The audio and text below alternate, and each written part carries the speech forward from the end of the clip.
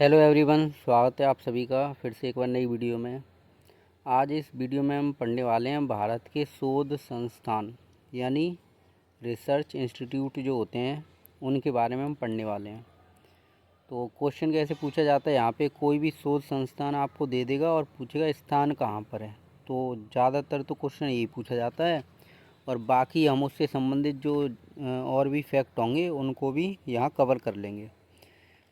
तो आइए वीडियो शुरू करते हैं। अगर आप चैनल पे नए हैं तो चैनल को सब्सक्राइब कर लीजिएगा और वीडियो अच्छी लगे तो लाइक शेयर भी कीजिएगा। तो सबसे पहले अगर हम देखें केंद्रीय चावल शोध संस्थान, तो ये कहाँ पे है? कटक उड़ीसा में है। ये कहाँ पे? कटक उड़ीसा में। नोट पॉइंट हम यहाँ पे देखें चावल से संबंधित, तो विश्व में सर्वाधिक उत्पादन कहाँ पे होता है चावल का? चीन में। और भारत का स्थान कौन सा है चावल उत्पादन में? दूसरा। राज्यों में अगर हम बात करें सर्वाधिक चावल कहाँ होता है? पश्चिम बंगाल में। चावल के लिए जो महोत्सव मनाया जाता है वो कहाँ पे मनाया जाता है? तो सिद्धार्थनगर जिला उत्तर प्रदेश। और उस महोत्सव का नाम क्या है? काला नमक चावल महोत्सव। अच्छा, हाल ही में एक लेखपाल में क्वेश्चन आया कि काला नमक चावल महोत्सव जो मनाया जाता है, तो यहाँ पे जो चावल है, एक तो उसको बोल रहे हैं काला नमक चावल क्योंकि वो चावल काले नमक की तरह दिखता है, तो उसका नाम पूछा था और किस तरीके का है, तो उसको जो है बुद्ध चावल के नाम से भी जानते हैं ना, बुद्ध चावल के नाम से भी जानते हैं। सिद्धार्थनगर में होता है ना, सिद्धार्थनगर किससे संबंधित है? गौतम बुद्ध से, तो इसे बुद्ध चावल भी बोलते हैं।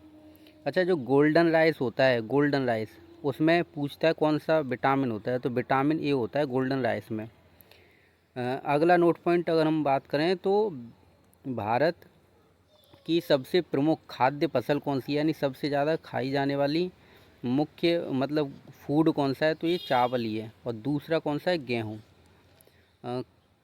चावल में अगर हम बात करें तो कार्बोहाइड्रेट का अच्छा स्रोत होता है और चावल के छिलके को हटाने से, छिलके को हटा देंगे तो विटामिन विटामिन बी नष्ट हो जाती है, विटामिन बी नष्ट हो जाती है, ये हमें याद रखना है। विटामिन बी का रासायनिक नाम क्या है? थायमीन। क्या है? थायमीन रासायनिक नाम है विटामिन बी का। यहाँ पे अगर और देखें जो कटक शहर है उड़ीसा का, तो ये उड़ीसा में महानदी बहती है ना, तो महानदी, महानदी के मुहाने पर है। किसके मुहाने पर? महानदी के मुहाने पर, मुहाने पर है। तो इतना हमने मुख्य रूप से इसके बारे में पढ़ा। तो केंद्रीय चावल शोध संस्था कहाँ पे? कटक उड़ीसा में, और उससे रिलेटेड ये जानकारी हमने यहाँ पे लिखी। उसके बाद आगे बढ़ें तो केंद्रीय आलू अनुसंधान संस्था कहाँ पे है, यानी जो आलू है उसके ऊपर रिसर्च कहाँ पे होता है? तो शिमला में होता है, हिमाचल प्रदेश में। अच्छा, यहाँ पे कुछ स्थान लिखे हुए हैं जो कि शिमला से संबंधित हैं, जैसे डलहौजी कहाँ पे है? सॉरी, हिमाचल प्रदेश में। कहाँ पे? हिमाचल प्रदेश। कुल्लू मनाली कहाँ पड़ता है? हिमाचल प्रदेश में। धर्मशाला कहाँ पड़ता है? हिमाचल प्रदेश में। वर्तमान में जो 14वें दलाई लामा है वो यहीं पे रहते हैं। 14वें नंबर के जो दलाई लामा है वो यहीं निवास करते हैं। दलाई लामा जो तिब्बत से आए थे ना, तो यहीं पे उनका आश्रम है। आलू से संबंधित अगर हम नोट पॉइंट की बात करें तो आलू से संबंधित जो क्रांति है, रिवॉल्यूशन है, उसको बोलते हैं गोल क्रांति यानी राउंड रिवॉल्यूशन। सर्वाधिक कोल्ड स्टोरेज यानी शीतगृह कहाँ पे? आलू रखने के लिए उत्तर प्रदेश में, क्योंकि सबसे ज़्यादा पैदावार भी कहाँ पे होती है? उत्तर प्रदेश में आलू सबसे ज़्यादा होता है, और वो भी उत्तर प्रदेश के किस भाग में? वेस्ट वाले में, पश्चिम उत्तर प्रदेश में। तो यहाँ पे लिखा है सर्वाधिक उत्पादन पश्चिम उत्तर प्रदेश में।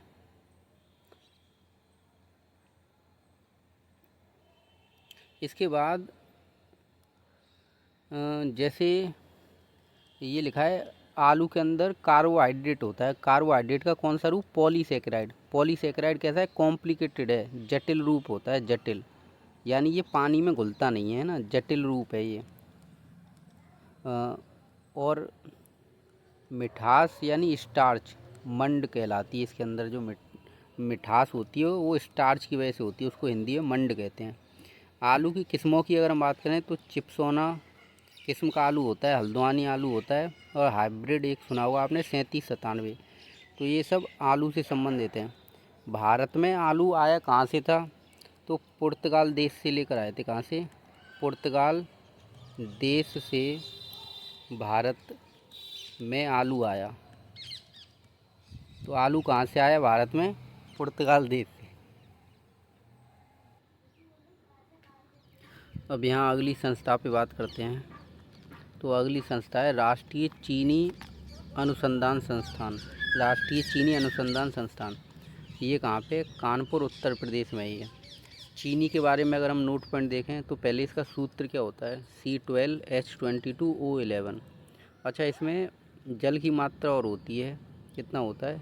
H2O। तो इस तरीके से दो ग्लूकोज के अणु मिलकर मतलब हम बना सकते हैं चीनी, लेकिन उसमें से जब जल को निकाल देते हैं बाहर तब बचता है ये चीनी। तो ये चीनी का सूत्र हो गया। तो चीनी किससे बन रही है? कार्बन है, इसमें हाइड्रोजन है और ऑक्सीजन है, इनसे मिलकर बन रही है। तो इसी को बोलते हैं सुक्रोज। सुक्रोज यानी गन्ने से जो प्राप्त होता है उससे चीनी बनती है, सुक्रोज। और सुक्रोज को अगर हम देखें टेबल शुगर भी कहा जाता है। क्या कहा जाता है इसको? Table sugar. और आजकल आपको पता होगा इसी से एथेनॉल भी बना रहे हैं। क्या बना रहे हैं? एथेनॉल, जो पेट्रोल में मिक्स किया जा रहा है ना। आगे चीनी मिल की बात करें तो सबसे ज़्यादा चीनी मिल कहाँ पे है? महाराष्ट्र में। उत्तर प्रदेश में चीनी मिल कहाँ पे हैं? तो कानपुर में है, गोरखपुर में है, लखीमपुर खीरी में है। क्वेश्चन ऐसे आ जाए, उत्तर प्रदेश में पहली चीनी मिल कहाँ बनाई गई थी? उत्तर प्रदेश में पहली चीनी मिल कहाँ खोली गई थी? चीनी मिल, तो सही आंसर है देवरिया। कहाँ पे? देवरिया ज़िले में। कहाँ पे? देवरिया ज़िले में पहली चीनी मिल खोली गई थी।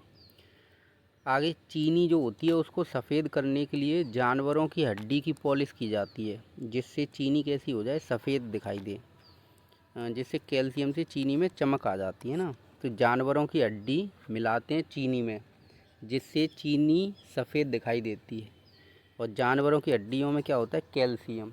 तो यानी कैल्शियम की लेयर चढ़ जाती है चीनी के ऊपर। अगला, भारतीय कृषि अनुसंधान संस्थान। तो कृषि अनुसंधान संस्था कहाँ पे है? तो नई दिल्ली में कृषि अनुसंधान संस्थान। मतलब कहने का ये हुआ कि एग्रीकल्चर या कृषि के ऊपर कोई भी शोध या रिसर्च होगा तो इसी संस्था के द्वारा किया जाएगा। दिल्ली के अगर बारे में हम यहाँ 2-3 नोट पॉइंट लिखे हुए हैं। विशेष प्रावधान जो दिल्ली को मिला है, आर्टिकल 239 का 2 बार है ये। और वास्तुकार कौन था दिल्ली का? तो एडमिन लुटियन है ना। बाकी यहाँ पे चलते हैं कृषि के बारे में। तो कृषि को बढ़ावा, पहली पंचवर्षीय योजना में ही ये बात कही गई कि भारत में जब भारत आज़ाद हुआ उस समय लगभग 33 करोड़ आबादी थी। और भारत ने समझौता किया था PL 480। और PL 480 समझौता किया था भारत ने USA से। तो अमेरिका से गेहूँ आता था खाने के लिए। तो भारत ने जब पहली पंचवर्षीय योजना चलाई तो उसमें सबसे ज़्यादा विचार यही किया कि सबसे पहले भारत को आत्मनिर्भर बनाओ, भोजन वगैरह की कमी ना हो। तो पहली पंचवर्षीय योजना में कृषि के लिए उपाय सुझाए गए। और मॉडल कौन सा अपनाया गया? Herald Domar. हरित क्रांति की अगर हम बात करें, ग्रीन रिवॉल्यूशन आया भारत में 1966 और 67 में। इसके जनक कौन हैं? ग्रीन रिवॉल्यूशन का मतलब यही है कि भारत के अंदर गेहूं और चावल की पैदावार को बढ़ाना था। कब आया ग्रीन रिवॉल्यूशन है ना? तो वर्ष याद रखेंगे। ये शब्द किसने दिया ग्रीन रिवॉल्यूशन? तो विलियम गॉड ने। किसने दिया ग्रीन रिवॉल्यूशन शब्द? विलियम गॉड ने दिया। ये याद रखें, ग्रीन रिवॉल्यूशन है ना। जनक कौन है इसके? Father of the green revolution? तो दुनिया में नॉर्मन बोरलॉग। और भारत में कौन है ग्रीन रिवॉल्यूशन के फादर या जनक? MS स्वामीनाथन। अब यहाँ पे बात ये आती है कि जो नॉर्मन बोरलॉग थे ये अमेरिका के। और इन्हीं के नाम पे बोरलॉग पुरस्कार भी दिया जाता है ना, जो कि पूछता है किस क्षेत्र में दिया जाता है? कृषि के क्षेत्र में। इसकी शुरुआत कब हुई थी? 1972 में। MS स्वामीनाथन ये भारत के थे और मेनली कहाँ के निवासी थे? तमिलनाडु। कहाँ के? तमिलनाडु के। और इनको आपको पता ही है, MS स्वामीनाथन को 1987 में विश्व खाद्य पुरस्कार मिला है। विश्व खाद्य पुरस्कार मिल चुका है। और 2025 में भारत रत्न मिल चुका है। कौन सा? भारत रत्न पुरस्कार इनको मिल चुका है। किसान दिवस की बात करें, राष्ट्रीय किसान दिवस किस तारीख को मनाते हैं? तो 23 दिसंबर को चौधरी चरण सिंह जी की जयंती पर राष्ट्रीय किसान दिवस मनाया जाता है। और बोरलॉग पुरस्कार के बारे में हम पढ़ ही चुके हैं। बोरलॉग पुरस्कार कृषि से संबंधित है और 1972 से इसकी शुरुआत हुई। अगली संस्था की अगर हम बात करें तो केंद्रीय तंबाकू अनुसंधान। अगली संस्था कौन सी है? केंद्रीय तंबाकू। तो सबसे ज़्यादा तंबाकू भारत में कहाँ पे होती है? आंध्र प्रदेश में। आंध्र प्रदेश के कहाँ पे? राजमुंद्री। तो यहीं पे बनाया गया केंद्रीय तंबाकू अनुसंधान। कहाँ पे? राजमुंद्री में। तंबाकू से संबंधित नोट पॉइंट अगर हम देखें तो आंध्र प्रदेश में सर्वाधिक तंबाकू का उत्पादन होता है और विश्व में सर्वाधिक तंबाकू कहाँ पे होती है? चीन में। सर्वाधिक प्रसिद्ध तंबाकू कहाँ की है? वर्जीनिया की तंबाकू, अमेरिका। और तंबाकू के अंदर नशीला जो पदार्थ होता है उसको निकोटिन कहा जाता है। नोट पॉइंट यहाँ पे हमें ये देखना है, तंबाकू निषेध दिवस कब मनाते हैं? 31 मई को तंबाकू निषेध दिवस मनाया जाता है। छठवीं संस्था के अगर हम बारे में बात करें तो ये राष्ट्रीय डेयरी अनुसंधान संस्थान। तो ये कहाँ पे बनाई गई है? करनाल में बनाई गई है, हरियाणा में। अगर इसके बारे में बात की जाए तो ग्रीन रिवॉल्यूशन जैसे चला था जिसमें गेहूं और चावल की बात कही गई थी, ऐसे ही जो श्वेत क्रांति हुई थी, वाइट रिवॉल्यूशन, तो उसमें दुग्ध उत्पादन को बढ़ाने का लक्ष्य रखा गया था। तो इसके जनक कौन थे? वर्गीज कुरियन। श्वेत क्रांति के वर्गीज कुरियन, और ये गुजरात के रहने वाले थे। इनकी द्वारा एक कंपनी शुरू की गई, अमूल, जिसको आपने सुना होगा AMUL, अमूल। इस नाम से दूध आता है ना, अमूल। इसका फुल फॉर्म होता है आनंद मिल्क यूनियन लिमिटेड, और ये गुजरात में ही है। कहाँ पे? गुजरात में। आगे हम बात करें, जो दूध होता है उसके अंदर सर्वाधिक मात्रा होती है जल की, उसके बाद वसा, फिर खनिज लवण होते हैं। और दूध कैल्शियम का एक अच्छा स्रोत है। इसे संपूर्ण आहार की संज्ञा दी जाती है। बाकी आप यहाँ पे देख सकते हैं, ये अमूल का फुल फॉर्म भी लिखा हुआ है ना, आनंद मिल्क यूनियन लिमिटेड। क्वेश्चन कभी कभी ऐसे आ जाता है, आनंद डेयरी कहाँ पे? आनंद डेयरी आपसे पूछेगा, तो आनंद डेयरी कहाँ पे? तो ये गुजरात में, और गुजरात के आनंद शहर में ही है ना, इस तरीके से। और एक क्वेश्चन अगर हम देखें, राष्ट्रीय दुग्ध दिवस कब मनाते हैं? तो 26 नवंबर को राष्ट्रीय दुग्ध दिवस मनाते हैं, क्योंकि इसी दिन जन्म हुआ था किसका? तो वर्गीज कुरियन का, है ना, वर्गीज कुरियन का, इस वजह से।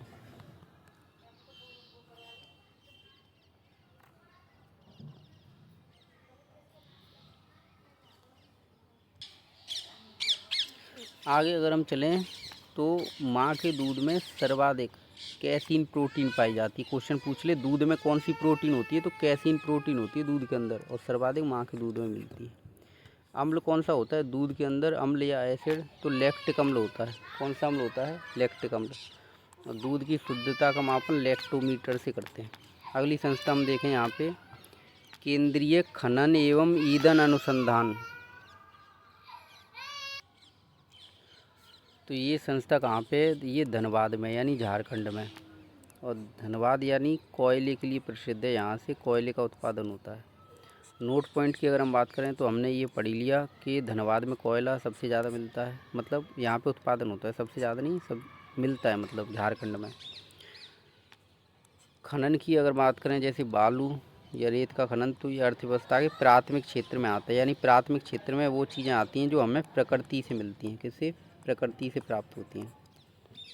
आगे नोट पॉइंट अगर हम कुछ देखें यहाँ पे, तो कोयला क्या है? एक जीवाश्म ईंधन है, यानी फॉसिल फ्यूल्स है।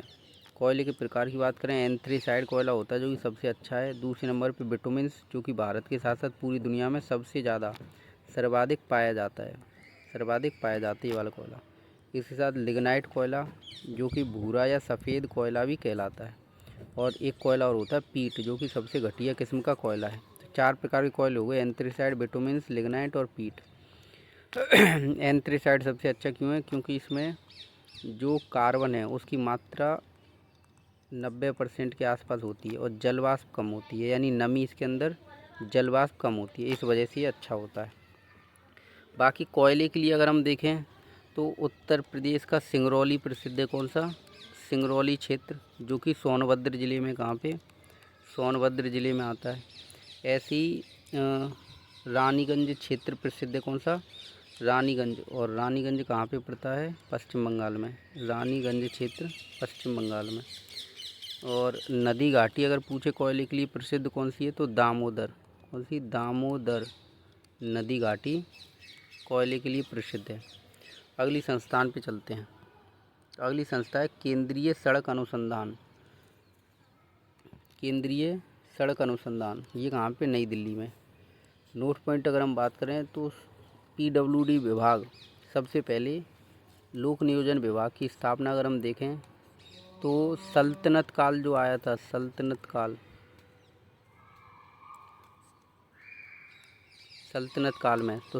काल में जो FST था, फिरोज शाह तुगलक, उसके समय बनाया गया था ये PWD विभाग। अंग्रेज़ों के समय अगर हम बात करें तो डलहौजी के समय बनाया गया। अगली एक योजना देखें, प्रधानमंत्री ग्राम सड़क योजना। ये कब चलाई गई थी? तो 2000 को। 2000 कब? 25 दिसंबर को, क्योंकि 25 दिसंबर को अटल बिहारी वाजपेयी जी की जयंती होती है, अटल बिहारी जयंती।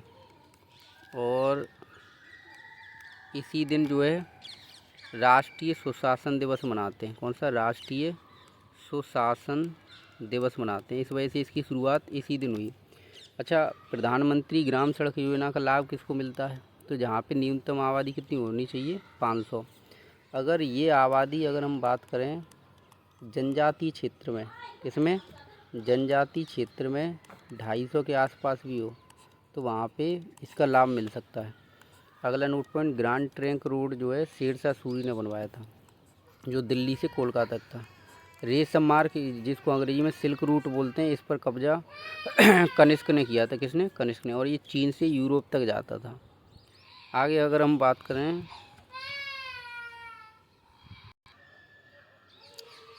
यहाँ पे समझें थोड़ा, स्वर्ण चतुर्भुज योजना ये क्या थी? तो भारत के 4 महानगरों को जोड़ने के लिए योजना चलाई गई थी।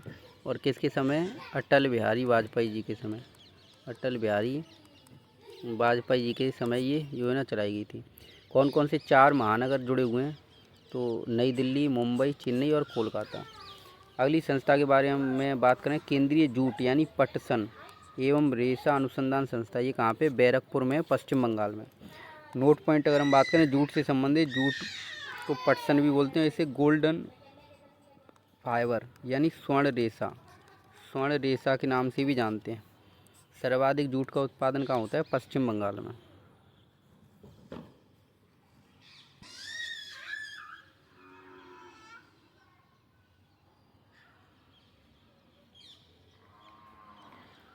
अगली संस्था पे चलते हैं, वन अनुसंधान संस्थान। ये कहाँ पे? देहरादून में वन अनुसंधान संस्थान। वन के बारे में अगर हम बात करें तो वन संवर्ती सूची में आता है, यानी केंद्र प्लस राज्य दोनों को इस पर कानून बनाने का अधिकार है। एक पद्धति की हम बात करते हैं, मियावाकी पद्धति। कौन सी है? मियावाकी पद्धति। इसमें क्या होता है? बहुत ही कम समय में, मात्र 1.5 से 2 वर्ष में वन लगाए जाते हैं किसी भी क्षेत्र में। ये मियावाकी पद्धति कहाँ से ली गई थी? जापान से ली गई थी। उत्तर प्रदेश में भारत में वन नीति कब आई पहली? तो 1952 में आई। और इसमें संशोधन कब हुआ? 1988 में। तो हम ये भी बोल सकते हैं कि 1988 वाली दूसरी वन नीति थी। वन किस में आते हैं? तो प्राथमिक क्षेत्र में आते हैं। अच्छा, ये वन नीति क्या बोलती है? जितना भी भूभाग है उसके 33% पर वन होना चाहिए। कितने पर? 33% पर वन होना अनिवार्य है। अगली संस्था देखते हैं, भारतीय मौसम वेधशाला। ये कहाँ पे? पुणे, महाराष्ट्र में है।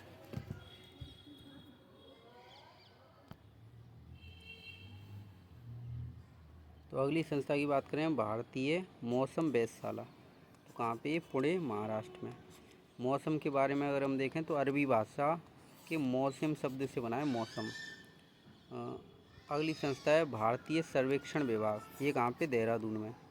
इसके बाद भारतीय राष्ट्रीय राजमार्ग प्राधिकरण। ये कहाँ? नई दिल्ली में।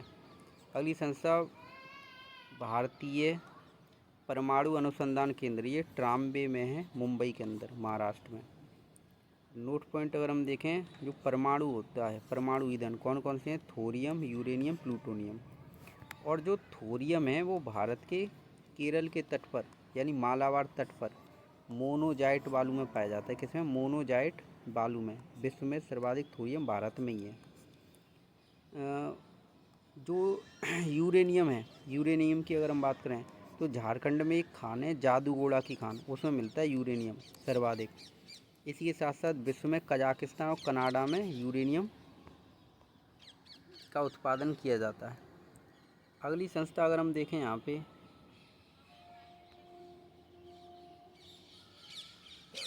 तो भारतीय पशु चिकित्सा अनुसंधान, ये कहाँ पे, इज्जतनगर बरेली।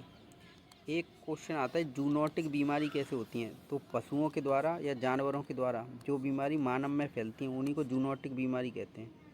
अगला नोट पॉइंट, क्योंकि ये इज्जतनगर बरेली में ये संस्थान, तो बरेली से ही संबंधित है। बरेली के अंदर सुरमा, बांस, बल्ली का निर्माण भी होता है ना। अगली संस्था राष्ट्रीय मस्तिष्क अनुसंधान संस्थान, ये कहाँ है, मासीनर, गुरुग्राम, हरियाणा में।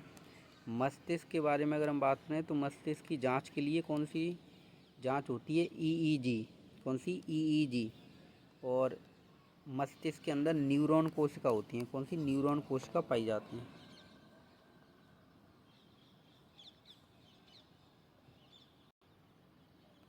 अगली संस्था देखते हैं डीजल लोकोमोटिव वर्क्स, ये कहाँ है, वाराणसी में।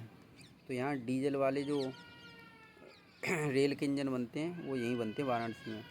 अगली भारतीय पेट्रोलियम संस्थान, ये कहाँ पे, देहरादून में। इसके बाद राष्ट्रीय पर्यावरण इंजीनियरिंग अनुसंधान संस्थान, इसको नीरी बोलते हैं, NEERI। तो नीरी कहाँ पे है, तो नीरी नागपुर में है। और इसकी स्थापना कब हुई थी, नीरी की स्थापना अगर आपसे पूछे तो 1958 में नीरी की स्थापना हुई थी। नोट पॉइंट, राष्ट्रीय अभियंता, अभियंता मतलब इंजीनियर दिवस कब मनाते हैं, तो प्रत्येक वर्ष 15 सितंबर को मनाते हैं, क्योंकि इस दिन M विश्वेश्वरैया का जन्म हुआ था। अगली संस्था है भारतीय विश्व विज्ञान अनुसंधान, तो विश्व विज्ञान ये कहाँ पे, लखनऊ में। अगली संस्था की अगर हम बात करें तो भारतीय अंतरिक्ष अनुसंधान संगठन, जिसको हम बोलते हैं ISRO, ISRO। ये अभी उत्तर प्रदेश पुलिस कांस्टेबल में क्वेश्चन पूछा गया था। तो इसका मुख्यालय कहाँ है, बंगलौर। क्या पूछा गया था, इसकी स्थापना पूछी थी ना, ISRO की स्थापना। चलो देखते हैं ISRO से संबंधित नोट पॉइंट। तो ISRO के बारे में अगर हम देखें तो इसका हेडक्वार्टर बंगलौर में, और इसकी स्थापना 15 अगस्त 1969 को हुई थी। विश्व के पहले अंतरिक्ष यात्री कौन थे, यूरी गागरिन। हमें याद रखना है, रूस के थे, है ना, रूस के। जो रूस की अंतरिक्ष एजेंसी है उसका नाम क्या है, रोसकॉसमोस। भारत की अंतरिक्ष एजेंसी ISRO। अमेरिका की अंतरिक्ष एजेंसी नासा। जापान की अंतरिक्ष एजेंसी JAXA, क्या है, JAXA। उत्तर कोरिया की NADA, ये उत्तर कोरिया की अंतरिक्ष एजेंसी है। जो नासा है उसका हेडक्वार्टर कहाँ पे, वाशिंगटन DC में। आगे हम बात करते हैं जो ISRO है उसके पहले अध्यक्ष कौन थे, विक्रम साराभाई। और वर्तमान में नारायण, है ना, B नारायण करके हैं, कौन है, B नारायण। और B नारायण किसकी जगह पे बने, K सिवान के स्थान पर बने। एक क्वेश्चन ऐसे, ISRO पहले किस नाम से जाना जाता था, तो 1962 में ये बना था इनको स्पार नाम से बना था। ISRO का पुराना नाम है ये इनको स्पार। आगे विक्रम साराभाई अंतरिक्ष केंद्र कहाँ पे, तिरुवनंतपुरम, केरल में, है ना, तिरुवनंतपुरम। अगली संस्था केंद्रीय कपास अनुसंधान संस्था कहाँ पे, नागपुर महाराष्ट्र में। कहाँ पे, नागपुर महाराष्ट्र में। कपास के अंदर जो प्रोटीन पाया जाता है उसको गॉस्पिन बोलते हैं। और सर्वाधिक कपास का उत्पादन जो है कहाँ पे होता है, गुजरात में। कहाँ पे, गुजरात में सबसे ज़्यादा कपास होता है। काली मिट्टी में कपास पाया जाता है, यानी उत्पादन होता है। इसी वजह से इस कपास के लिए जो मृदा है उसको रेगूर मृदा, कपास मृदा भी कहते हैं। और काली मिट्टी में सबसे ज़्यादा लोहा होता है, Fe आयरन। इसका परमाणु क्रमांक कितना होता है, 26। और काली मिट्टी बनती कैसे, तो आग्नेय चट्टानों से बनती काली मिट्टी। अगली संस्था केंद्रीय औषधि अनुसंधान संस्थान, ये कहाँ पे, लखनऊ में। इसके बाद अगर हम देखें तो केंद्रीय नमक एवं रसायन अनुसंधान, तो ये भावनगर गुजरात में। नमक से संबंधित नोट पॉइंट, उत्पादन सांवर झील से भी होता है नमक का। कच्छ के रन गुजरात से भी होता है, समुद्र से भी होता है।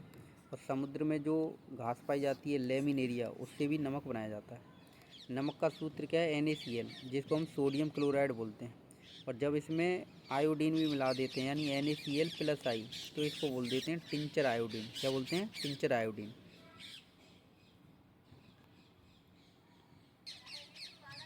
आगे अगर हम बढ़ें तो भारतीय पुरातत्व सर्वेक्षण अनुसंधान संस्था कहाँ पे? नई दिल्ली में।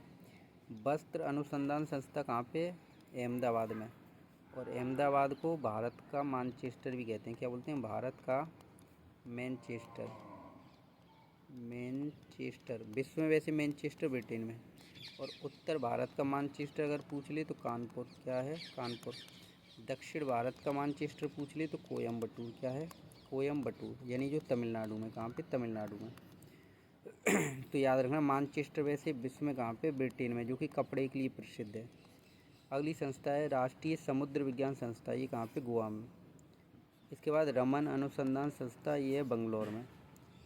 केंद्रीय भैंस अनुसंधान संस्थान, ये हिसार, हरियाणा। अगली केंद्रीय पक्षी अनुसंधान, इज्जतनगर, बरेली। इसके बाद ये यूपी के एग्ज़ामों के लिए महत्वपूर्ण है, भारतीय चारागाह एवं चारा अनुसंधान, तो झांसी में। गन्ना प्रजनन अनुसंधान, कोयम्बटूर। कहाँ पे है? कोयम्बटूर, तमिलनाडु। कोयम्बटूर, तमिलनाडु। केंद्रीय बकरी अनुसंधान, मखदूम, मथुरा में। राष्ट्रीय अंगूर अनुसंधान संस्थान, पुणे, महाराष्ट्र में। राष्ट्रीय लीची अनुसंधान, मुजफ्फरपुर, बिहार। राष्ट्रीय ऊंट अनुसंधान, बीकानेर, राजस्थान। तो इस प्रकार हमारा जो भारत के जो अनुसंधान थे यानी रिसर्च इंस्टीट्यूट, उनका टॉपिक हो गया कंप्लीट। वीडियो आपको कैसा लगा कमेंट कीजिएगा, और अच्छा लगा हो तो चैनल को सब्सक्राइब भी करना है और वीडियो को लाइक शेयर भी करना है। Thank you for watching this video.